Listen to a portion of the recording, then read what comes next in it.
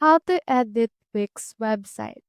So in order to do that, head over right here to your dashboard and then go over to your home page. Once you're on your home page, you should be able to see here this. We have two options to view the live site as well as edit the site. So we also have in here a drop down button for that since we have the full mode as well as the content mode that we can only update text, media, and links. So for this case, you can head over and choose between these two.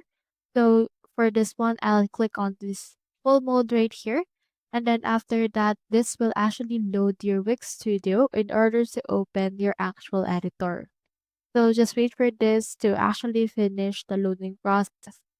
So since we actually chosen the full mode, it will take some time for this to actually load since it allows us to add and remove elements, add some codes, as well as other more things among others.